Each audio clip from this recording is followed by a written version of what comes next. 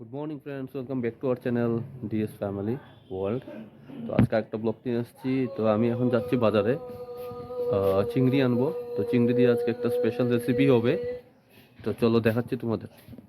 তো বন্ধুরা, আমি যাচ্ছি বাজারে এখন। আর আমি জাস্ট একটু আগেই ঘুম থেকে উঠেছি। হ্যাঁ, আজকে অনেক বেশি শুয়ে পড়েছিলাম। তো চলো যাচ্ছি বাজারে এখন।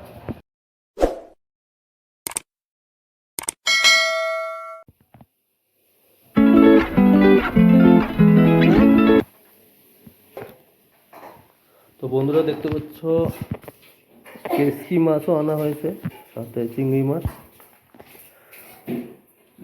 আর এদিকে এটা কি লাউ না কুমড়া? লাউ কাটা আছে। কি আর কি মাছ আছে?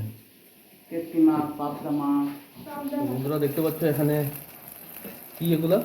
কাল্লা মাছ ভাজা হচ্ছে। কালনা মাছ ভাজা হচ্ছে। কি হবে রেসিপি? বেগুন দিয়ে তরকারি। বেগুন দিয়ে কালনা মাছ দিয়ে হবে। আর কি হচ্ছে? আর যা হচ্ছে পরে দেখাবো, এখনো হয়নি। এখানে সবজি কাটা আছে। তো বন্ধু দেখিয়েছিলাম এখানে সবজি কাটা আছে অলরেডি। তো এই মরিচগুলো তো ইন্টারেস্টিং লাগছে।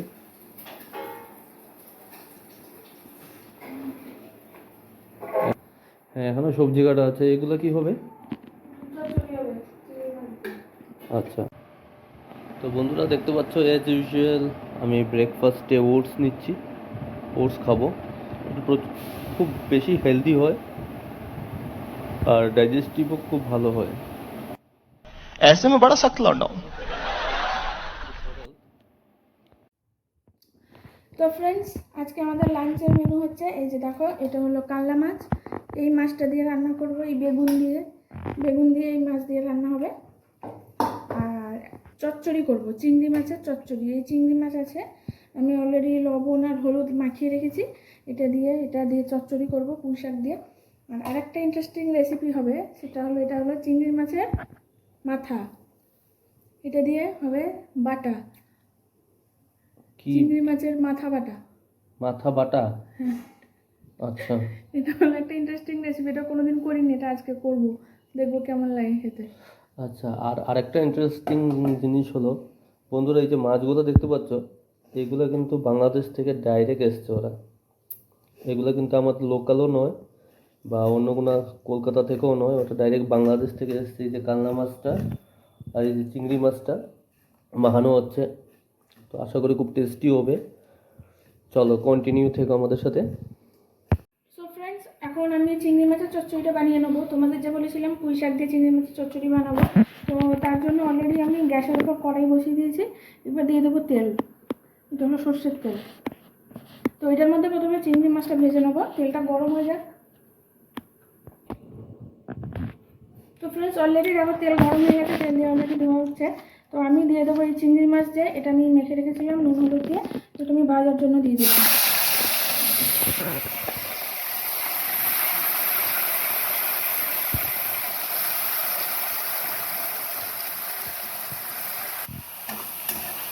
তো চিংড়ি মাছটা অলরেডি ভাজতে আরম্ভ করে দিয়েছিলাম আগেই। তো দেখুন অলরেডি লাল লাল হয়ে গেছে চিংড়ি মাছটা ভাজা। তো এবার আমি চিংড়ি মাছটা একটা পাত্রের মধ্যে তুলে নেব।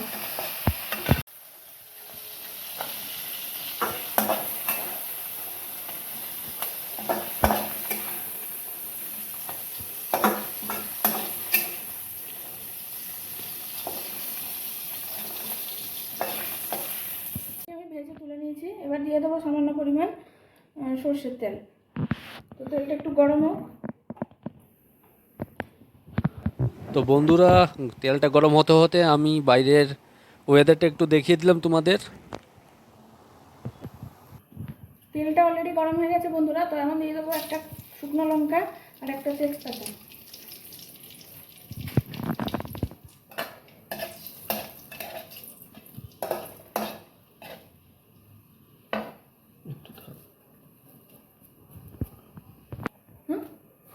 এবারে দিয়ে দেবো সামান্য পরিমাণে পাঁচফোড়ন।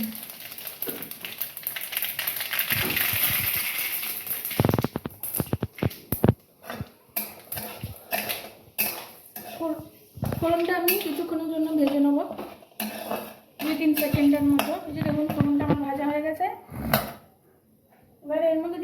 যে সবজি কাটা, পুঁই শাক, কুমড়ো, আলু সব একসাথে কাটা আছে, এবারে এর মধ্যে দিয়ে দেবো।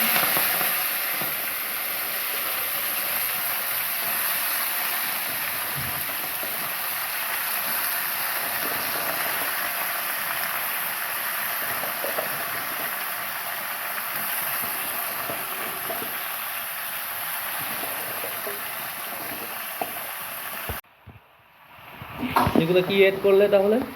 এটা আমি দিলাম বেগুনটা কাটা ছিল, ওটা দিয়ে দিলাম। আচ্ছা, এবার এর মধ্যে দেবো আমি কয়েকটা কাঁচামরিচ,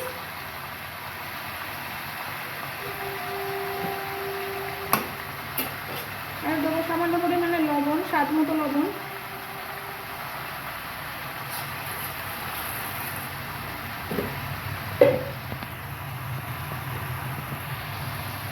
আর দিয়ে দেবো হলুদ।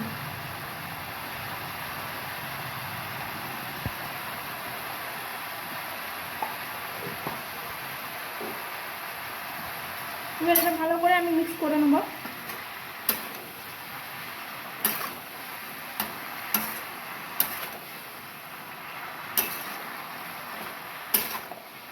এটা রান্না করতে বেশিক্ষণ টাইম লাগে না। এটা অ্যাকচুয়ালি এই যে পুঁই শাকের যে ডাটাগুলো আছে এগুলো সিদ্ধ হতে একটু টাইম লাগে। এটা সিম্পল রান্না, তো এরপর কি খুব করবে? টেস্টি হয়।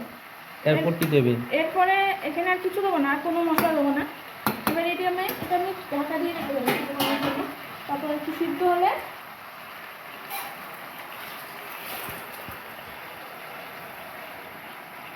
এটা ঢাকা দেওয়া থাক, তারপর একটু পরে আরও ফিরে আসছে।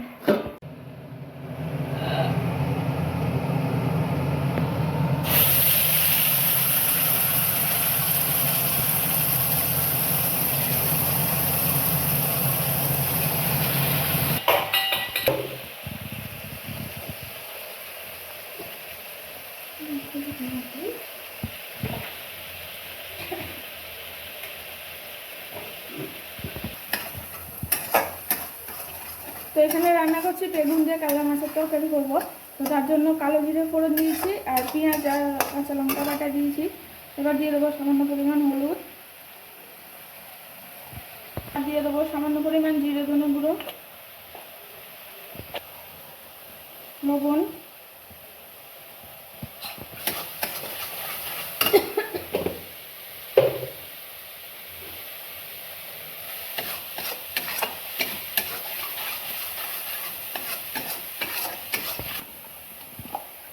এবার দিয়ে দেবো এই কেটে রাখা বেগুন।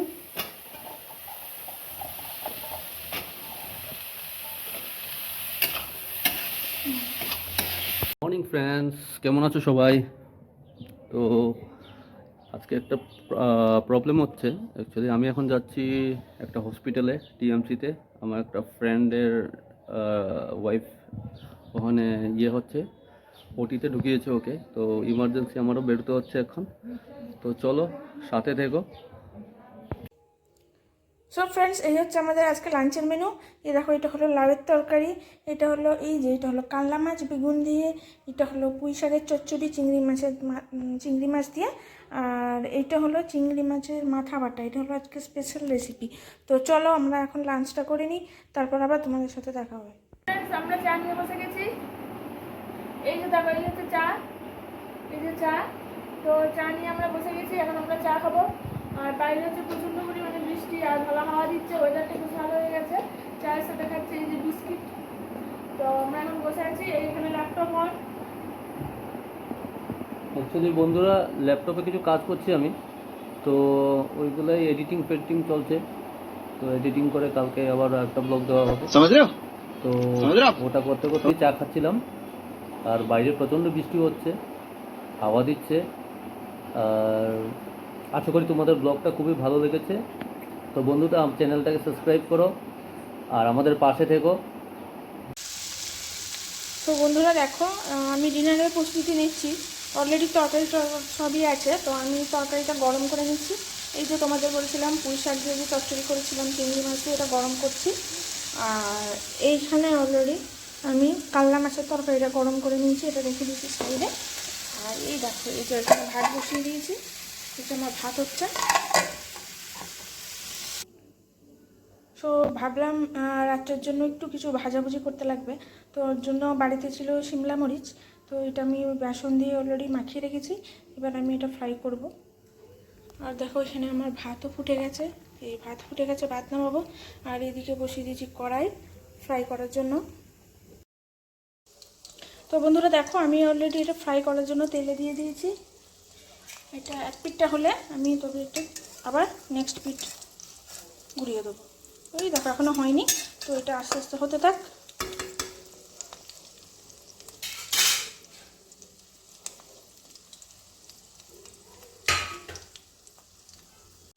সো ফ্রেন্ডস, এটা অলরেডি এক সাইড ভাজা হয়ে গেছে, তো আরেক সাইড আমি উল্টে দিয়েছি। তো এটা একটু লাল লাল ভাজা ভাজা হবে, তো তারপর আমি এটা নামিয়ে নেবো, তারপর গরম গরম ডিনার সার্ভ করব। তো ফ্রেন্ডস, আজকের মতো ব্লগটা আমি এখানেই শেষ করছি। আশা করি তোমাদের ব্লগটা ভালো লাগবে। তো সবাই ভালো থেকো, সুস্থ থেকো, আবার দেখা হবে কালকে নতুন একটা ব্লগের সাথে। তো ততক্ষণ জন্য সবাই ভালো থেকো, গুড নাইট।